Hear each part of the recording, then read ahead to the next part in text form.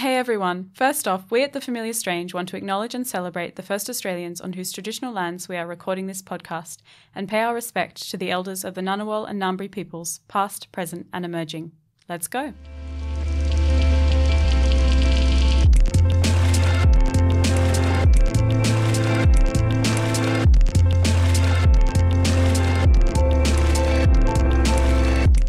Hello and welcome to The Familiar Strange. I am Julia Brown, your familiar stranger today. Welcome to the podcast, brought to you with support from the Australian Anthropological Society, the Australian National University's College of Asia Pacific and the College of Arts and Social Sciences, the Australian Centre for the Public Awareness of Science, and produced in collaboration with the American Anthropological Association. Today, I'm talking to Professor Mick Dodson, who is a lawyer and academic and the first director of the National Centre for Indigenous Studies here at ANU, as well as Professor of Law. He is also the director of his own law firm. He recently retired from NCIS, but is continuing with his legal consultancy work and education initiatives around the country, working to raise expectations for Indigenous Australians. As a Yawuru man, Mick, alongside his brother, the Senator Pat Dodson, has contributed enormously to improving Indigenous discourse in Australia and around the world. He worked on the UN Declaration on the Rights of Indigenous Peoples and in 2009 was named Australian of the Year, which is a formal recognition as a role model for Australian identity. Mick was also the Malcolm Fraser and Gough Whitlam Harvard Chair in Australian Studies at Harvard University over 2011-2012. It was a great privilege to talk with Mick, and he was generous to give TFS some of his time. He is not an anthropologist, but he has worked with plenty of anthropologists who are instrumental in the practice of Australia's native title land law. Indeed, Mick's focus on objectivity and impartiality in this interview, when we are talking about anthropologists, points to the deep entanglement of anthropology, in Australia anyway, with present-day politics and legal struggles. Some anthropologists might not be instinctively aware of these legal and ethical implications of their work. So his views are particularly valuable for those doing fieldwork with Indigenous communities. I am not an Indigenous person, nor do I consider myself well informed when it comes to Indigenous issues in Australia. But it would be hard for any Australian to deny the injustices faced by Indigenous people. Poor health outcomes, education disparities, world-high incarceration rates, lack of constitutional recognition. The recent Uluru Statement from the Heart, which Mick and I discuss, calls this, to quote, the torment of our powerlessness. However, the demands in the Uluru Statement from the Heart for recognition, sovereignty and a rightful place in their own country also highlight the dynamic and powerful Indigenous movement taking shape with the help of leaders like Mick. This interview was intended to open up the conversation about some of these issues that are so deeply problematic yet apparently easy for many non-Indigenous Australians to shrink away from. The show notes to this episode include a lot more information on topics our non-Australian listeners might not have heard about, such as the Northern Territory Intervention, the Stolen Generations, the Apology and the Native Title Settlement. In this discussion with Mick, I talk about these issues along with education and the importance of valuing difference, such as differences in culture and language. We talk about living with everyday racism, practicing self-determination when the laws and society fail you, and the meaning of health. So here it is, my conversation with Professor Mick Dodson.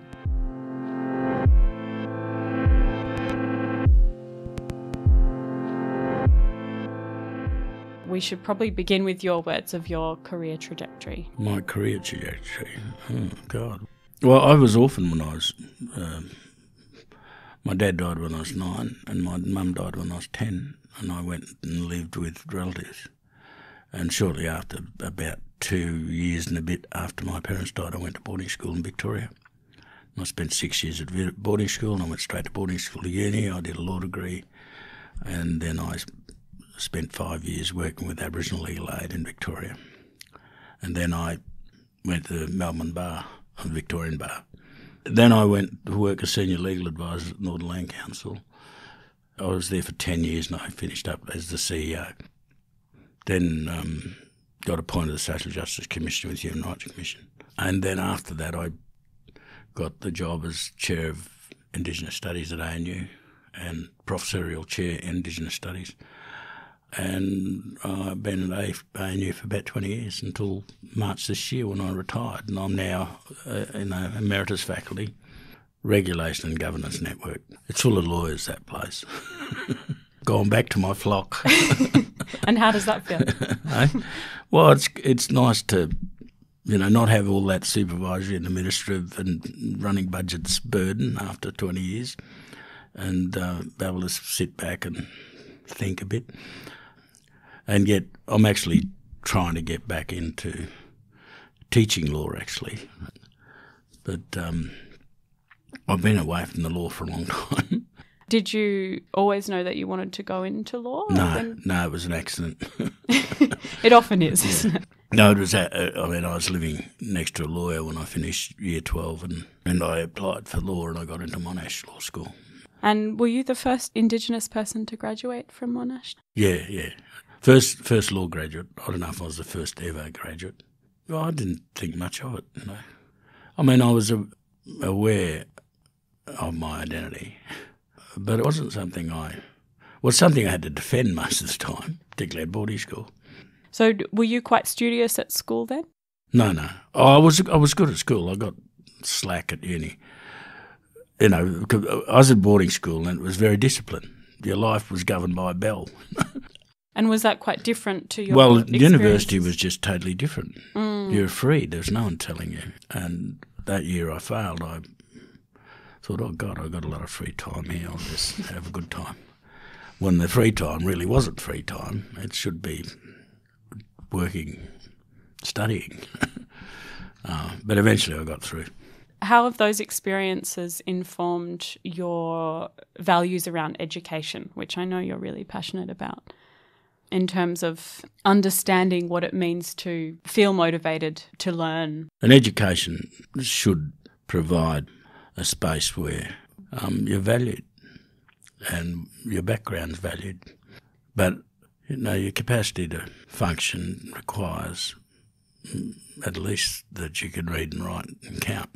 I know people who get by, but in lots of ways they're wasted potential. But as I said, you have to have a system that honours the cultural inheritance and difference of everybody, not just the Aboriginal kids in the class, but the kids who are children of migrants or refugees or whoever, and whatever the colour of their skin, the tilt of their accent or what have you, that all should be honoured and celebrated, because diversity is such a wonderful thing for enhancing and enriching society, I think. But the one rule with my kids is they had to go to school. I didn't push them into sport or activities or whatever. They had a choice about what they could and couldn't do recreationally. And I would try to support whatever they wanted to do, but there was no debate about school. You had to go to school, unless you were really sick. And so, sadly my son died, but he was at university when he died, but just about to graduate. And my two daughters are university graduates. I'm very proud of them. I can imagine. So you're a Yawuru man, have I pronounced that? Yawuru, sorry, from Broome. Yeah. And what would you say it means to be a Yawuru man? Well, it's a powerful identity for me. I love people asking me who you are. So I'm a Yawuru man from Broome. And knowing my family history pretty well, there are a lot of things I don't know about it. And that's still in the mind of my older sisters and older brothers. I don't get back to Broome that often. I've been there twice this year, which is really almost a miracle. And I hope to get back there before Christmas. But it's good to go back and catch up with family. And, it's a wonderful place. And we've got, I think, pretty good leadership, and we're making the best of our native title settlement. I think the future looks bright for Yawuru. I mean, we, like any other group of people, whether they're Aboriginal or not, in any community of people, there's differences. We're not exempt from that. Has your identity grown stronger, do you think, over the years? Oh, certainly, yeah. And I'm, getting involved in more and more of the Yawuru cultural activities when I can get home. gradually learning the Yawuru vocab. I'm getting better at pronunciation. But it's wonderful I can do that, because there's a huge revival of language going on around the country. But we had quite a considerable number of fluent speakers to start with, so that helps. And we made language and culture central to our native title settlement. So, the schools in Broome are teaching Yawuru, and there's night classes for adults. Our commercial corporation has insisted that anybody who works there has at least an understanding of, in the Yawuru language, of Yawuru protocols and greetings and the rest of it. And a lot of the non-Yawuru people, or some of them, actually become fully fluent in the language, which is good. That's really great to hear, because one of my questions was going to be about how, when you were nominated Australian of the Year in 2009, your efforts were largely geared towards education, and then that same year in the Northern Territory, multilingual efforts in schools were peeled back, and that must have been quite disheartening. And one of the major problems with Indigenous education is that non-Indigenous educationists and educators don't put little value in the importance of language, or just throw their hands up and say it's all too hard. And so, you get situations where kids and babies are learning in their language and rock up to school at 4:30, 5, and someone up the front of the classroom is talking to them in a foreign language. They switch off. And they turn up there because the state says they have to. And then when they don't turn up, the state takes punitive measures to punish the parents, which in turn punishes the kids. Did you ever experience that, even going back as far as primary school? No, I experienced the bigotry and racism and prejudice and stuff like that. But I was a competent English speaker when I first went to school. The prejudice and discrimination is experienced in different ways by people, but it's still the same old. I still have the odd discriminatory encounter with some ignorant bigot. Can you give me an example? When you're in a shop and there's a group of people there, and you're standing there and you're clearly the next customer, and they go and serve to someone else. Really? Yeah, that still happens to me. I say something, usually. And do you I usually say, oh, look, sorry, I was here before him, but he seems to be in more of a hurry. You can serve him first. I'm glad that you say something. I don't always. And I think we all, particularly men, we should, but we don't always call people out. I'm getting better at it. And I feel very ashamed and diminished, I think, when I don't do it. And I angst about it. It's more, and particularly men, groups of men behaving in a very discriminatory and disparaging way about women. We men don't talk up enough about that, because we're brought up in that, and that's, being one of the boys has sort of become some sort of sick badge of honour. But it's no longer acceptable in any society. No, I mean, you've hit on one of the most difficult challenges of our time, I think. I mean, there's so much. It's a difficult challenge for all societies, I think. Yes, exactly. It's not just the broader Australian society, but our communities within that, including Aboriginal and Torres Strait Islander societies. And for the entire life of humanity, it's been a problem. So it's an example of a cultural value that has to change, but it's very difficult when it's entangled in so many other ways of being. I know you don't like to be seen as a representative of Indigenous peoples, but sometimes you would be perceived that way with your leadership. What's that like, given that history of structural violence? Does that feel quite surreal sometimes, speaking up about these things? Yeah, well, we don't look back enough to go forward, I think.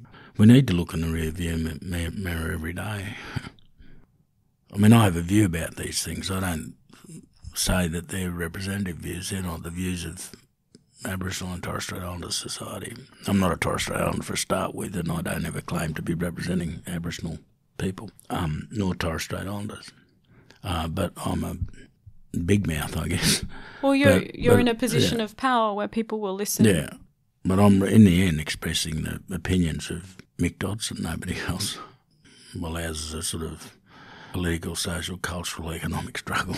There's varying views and there's a diversity of opinions about things. But I think we all concede that things aren't good and we need to do something about it. And just talking about education earlier, where have we gone in Indigenous education in 230 years of colonisation? Not very far would be my view. And what has happened is recent and reluctant, particularly reluctant government support to help people get through. Most New South Wales country state schools, is my understanding, and many of the Catholic schools in the Catholic education system. So regardless of whether there are Indigenous kids or not? Yeah, they offer classes in the local language. Fantastic. At least some rudimentary understanding of the local language. And I think that's necessary for us to build understanding and respect and acceptance and to value that. These languages are ancient. These are probably the oldest languages in the world. There's something wrong about your values if you don't think that heritage is of any worth. And, once you lose a language, it's near impossible to get it back. It's gone forever. It'll be snippets of it in some long ago bit of research some junior anthropologist did, or junior linguist. Speaking of anthropology, now I don't have a background in Indigenous studies, but as an anthropologist who does work in the area of social inequities in Western culture, I am becoming more and more aware of the need for me to learn more about the Australian Indigenous context and the politics around it, and I don't know where to begin. And I feel ashamed of this. Anthropology or anthropologists can be as toxic as anybody studying culture from the outside in. And I'm wondering if you can describe truthfully what anthropologists have and have not done that is constructive for understanding Indigenous cultures. What can we do better? That's a big question. Most anthropologists I know, and I'm married to one, are good people who mean well. I think the discipline generally has been effective and impartial, particularly in recent decades. I mean, you go back up to 100 years ago and there are awful things happening, totally immoral, unethical things happening. It's not that long ago that people collected human remains, stuck them in a museum, measured skulls, all sorts of things. Anthropology was never that far away from that those practices. The thing that troubles me about anthropologists is that there's a level of preciousness that seems to afflict the discipline. When you say... it's...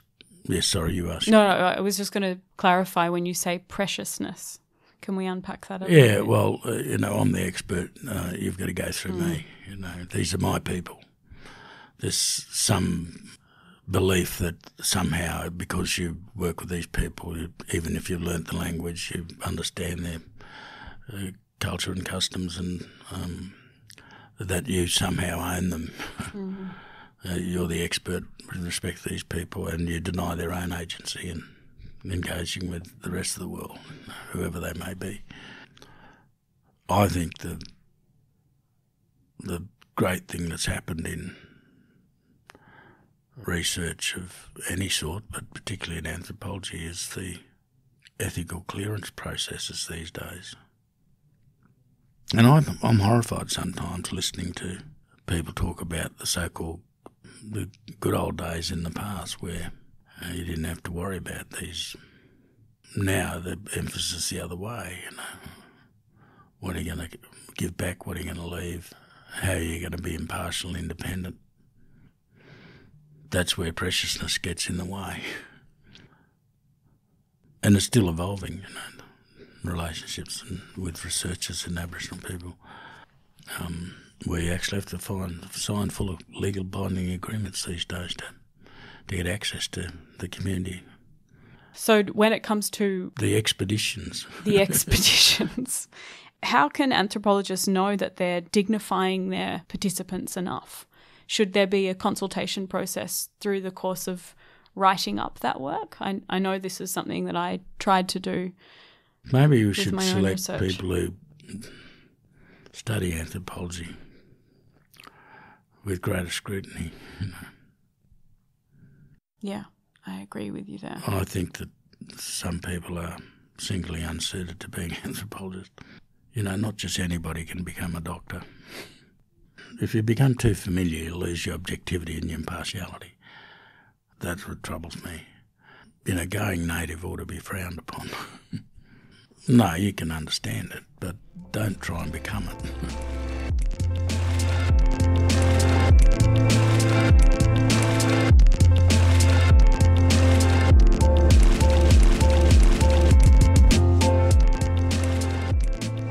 So zooming back out to what's been going on in Australia more broadly, the last decade or so has seen a lot of setbacks as well as progress. And I think one thing that is poorly misunderstood in the wider discourse is what happened with the Northern Territory intervention in 2007. And when you look at the timeline, the Northern Territory intervention started in 2007. There was the apology to stolen generations the following year in 2008.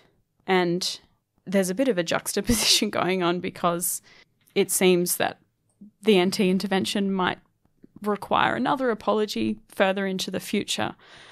But there's a lot of misunderstanding, I think, about what was so hurtful about what happened and what continues to play out with those interventionist efforts. And I'm just wondering if you could speak a little bit about how did that happen at the same time as this apology was happening? Well, there was a change of government, and the former Prime Minister, John Howard, who instigated the intervention, flatly refused to apologise.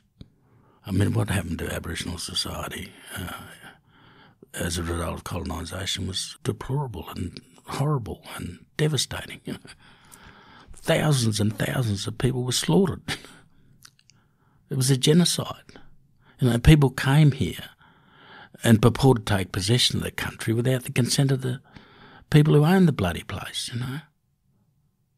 And he's got the hide to say, oh, well, generally history will reflect well on us, you know, that the culture wars, that so-called culture wars, are a bloody disgrace.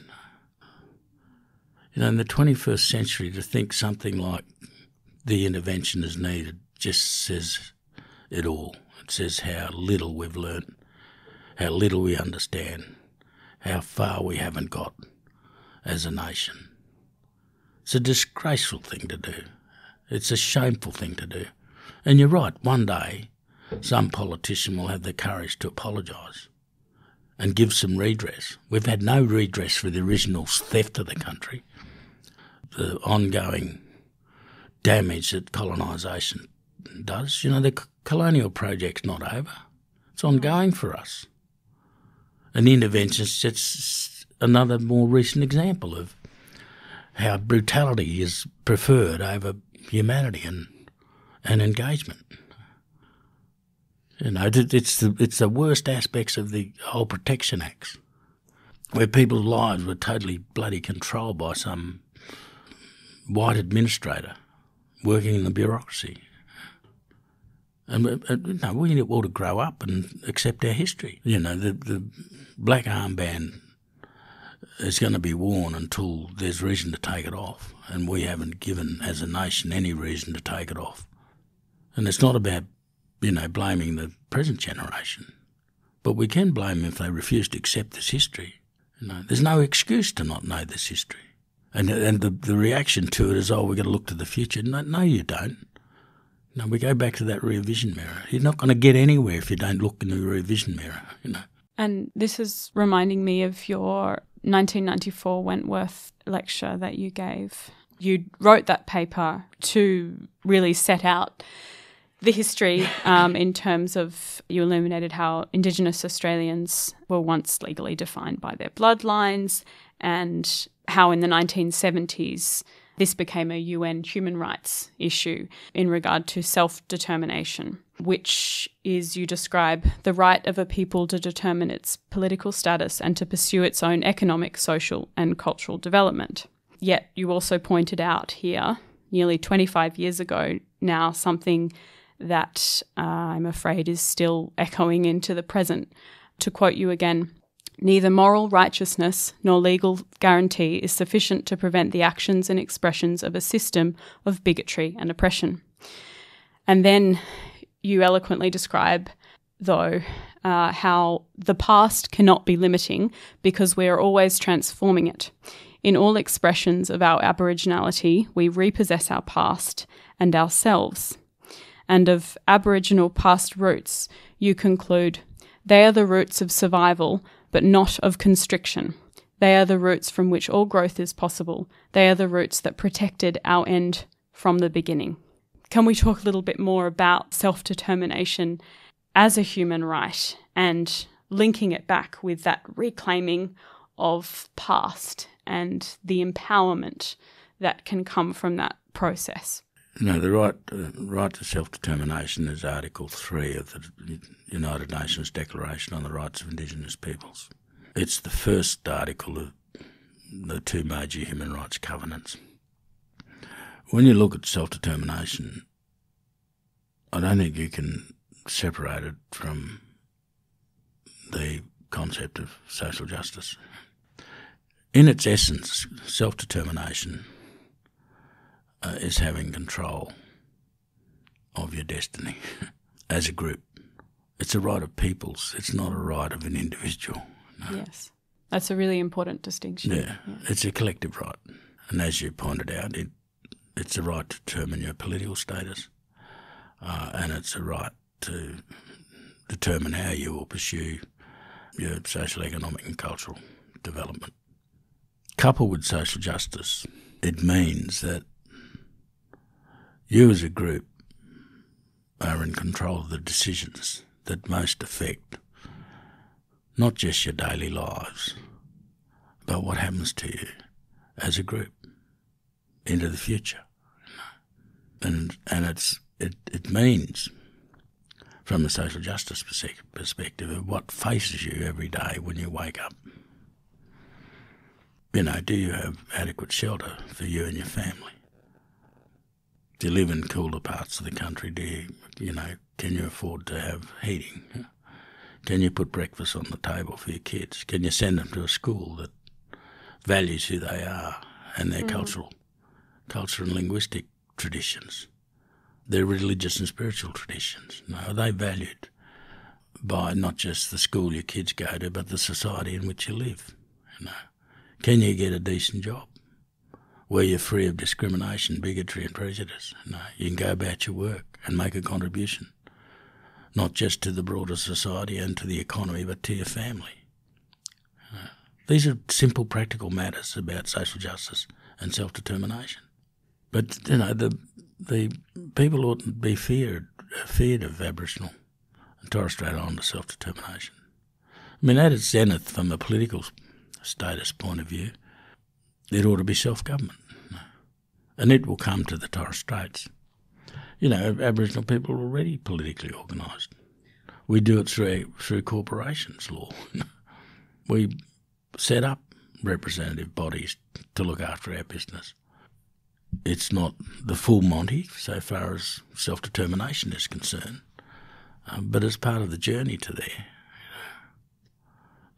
Saying, well, we make the decisions around here, but what happens in our lives and what happens to our kids and our families and our society, that's our business. We're in control of that. We're making the decisions, and you don't need to intervene. And in fact, you shouldn't intervene. In fact, we want intervention prohibited. Let us make our own mistakes, thank you, and learn from them.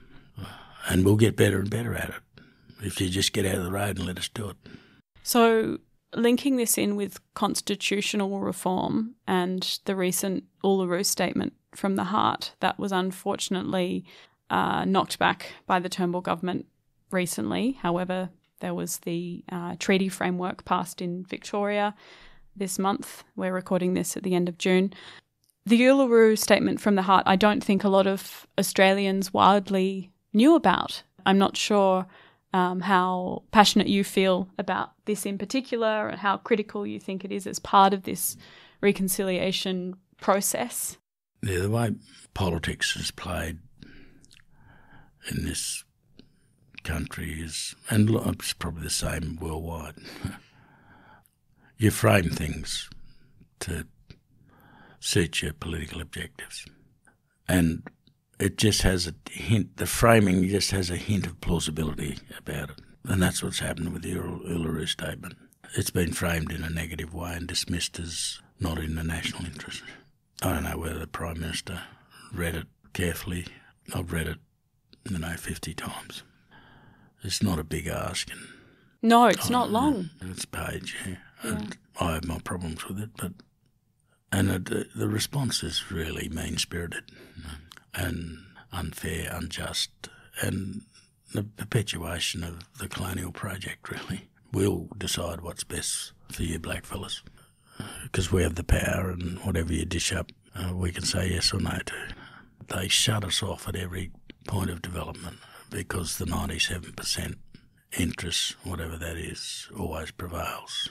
There's an extraordinary disconnect with white Australians and in terms of the knowledge and the... Well, this is a case in point. You mentioned the Constitution. People who are first told about subsection 26 and section 25 of the Australian Constitution are shocked. Subsection 26 of section 51 allows the Parliament to pass laws that can be racially discriminatory. And they have.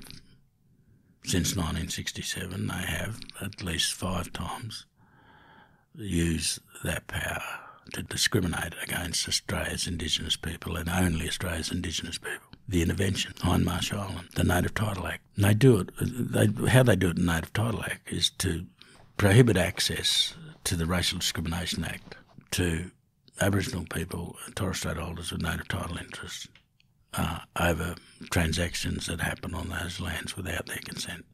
It's a bit more complex than that, but that's the best way I can think of explaining it at the moment. And Section 25 contemplates the disenfranchisement of members of a race, whatever race is. It's a pretty defunct term these days and useless in lots of respects. But people can be banned from voting in any state on the basis of their race. Those 2 sections are in our Constitution in the 21st century. They've been there for 117 years. And what possible justifications are used? They want to be racist. They want to be able to use racial discrimination to discriminate against people. There is, and this is kind of building on your 1994 paper, the discourse of deficit that is often attached to Aboriginality. And I'm sure anthropologists unwittingly contribute to that discourse as well. What can we do about that? Well, we've got to call it out to start with, But it's not always recognisable. Sometimes it's subtle and almost hidden. Having spent a bit of time in England for my field work, and then I went to America at the end of last year, it really stood out to me how much more explicit the racism was over there compared to here. I wonder if part of the issue in Australia is that we don't recognise it to call it out. People who don't have to live with racism every day don't recognise it, I don't think. They really don't see it. Or they live in such a narrow circle of friends, they're never exposed to other cultures and belief systems and languages, and in some sort of twist of mind feel sorry for them. Mm. And it's a mindset amongst politicians, amongst bureaucrats, amongst broader society, that somehow you're a lesser human being and you need our help, in inverted commas. We're human beings with the same potential as any other human being. And do you think that there is a problem then with attaching this idea of Indigenous people being special along the lines of not deficit but having to be looked after in a certain way, because that's another unintentionally racist discourse that they treat, I've experienced. they treat us like children. I mean, that's the wash up. And it doesn't happen just to Indigenous people, you know. No. I see some behaviour at this university which is deplorable. Where the way in which senior academics, for example, treat junior academics. And that's a sort of different sort of deficit. Not being taken as competent enough or on their own merit, or what is it? Yeah, all of the above. Yeah. Anxiety does seem to be on the rise, and the suicide rate is twice the rate amongst Indigenous Australians than it is amongst the general population. Yeah, I haven't worked in that area much, but I've seen some of the work that's being done. There is a connection between cultural and identity confusion, I think. Disconnects. Yes. Disconnect with culture, particularly younger people. Young people not fully understanding where they fit in the whole scheme of things. Connecting the young with the broader family, clan, nation, universe has broken down through colonisation and dispossession, because people lose connection with country and people. It's always striking to me how when these things manifest in health conditions, how the emphasis is never on social factors or social integration. The first reaction is to honour Big Pharma and give you a pill. Recently, it's come out that heart health is a particularly big concern insofar as inequality gaps in Australia between Indigenous and non-Indigenous Australians. And there's a lot of emphasis on intervention, health education, and so forth, if not providing drugs to help with these things. And I just think it's so much more complicated and potentially patronising to assume that people have certain health behaviours because they don't know otherwise. You know, the Yawuru people, we have a notion of lian, which is feeling of well-being, I guess, probably best describes it, but it's physical, spiritual, intellectual, not economic, but a feeling of well-being, contentment. And you have good lian and bad lian. When did you last feel good lian? Every time I go to brew. Well, that says so much, doesn't it? I remember there was a conference in Darwin about Indigenous health, and they separated the white fellas from the black fellas and put them in separate rooms and said, you've got 20 minutes to come back and tell us what are the 5 big health issues for Aboriginal people in the Northern Territory. The white fellas came back and said heart disease, liver disease, kidney disease, cancer, diabetes. The black fellas came back and said family, land rights, language, culture, identity. Such a huge chasm of thinking about well-being and health.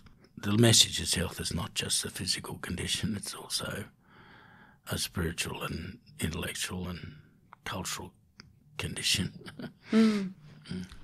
I'm wary of time, but one last question, which is, what are you most proud of in terms of the progress that has been made towards adequate reconciliation in Australia. Yeah, I accept progress has been made, and I'm happy about that, but we've got more work to do. But I think, not because one of them is my brother, but the increasing number of elected Aboriginal representatives in all mainstream parliaments and local government, I think that's a good thing. But we should never accept that as our representation, And I resent people saying, you've got people in the House of Representatives, in the Senate, for example, federally. They're there to represent. No, they're not. They're there to represent their electorates. The electorates voted them in. They're looking after their interests. And what we're talking about with the Uluru Statement is something quite different to that. It's actually an Aboriginal voice chosen by Aboriginal and Torres Strait Islander peoples. It's an Indigenous voice that we, as an act of self-determination, say, well, these are the people we want to talk to you about our business. Not who your constituency selects and you ordain as our representatives. They're not. We didn't choose them. They're good people, all of them. They're working very hard and they stand up for Aboriginal interests.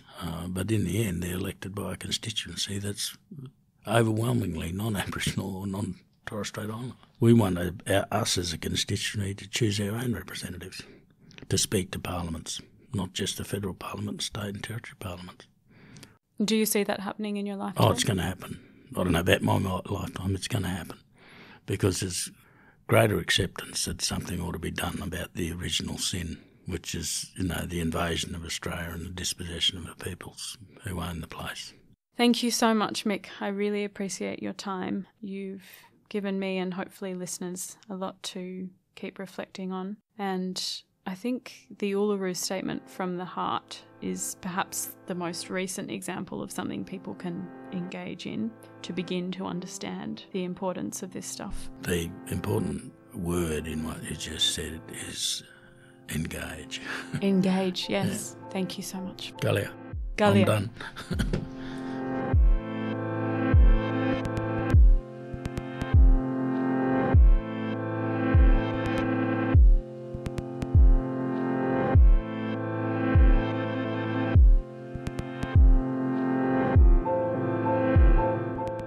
That was it, me and Professor Mick Dodson.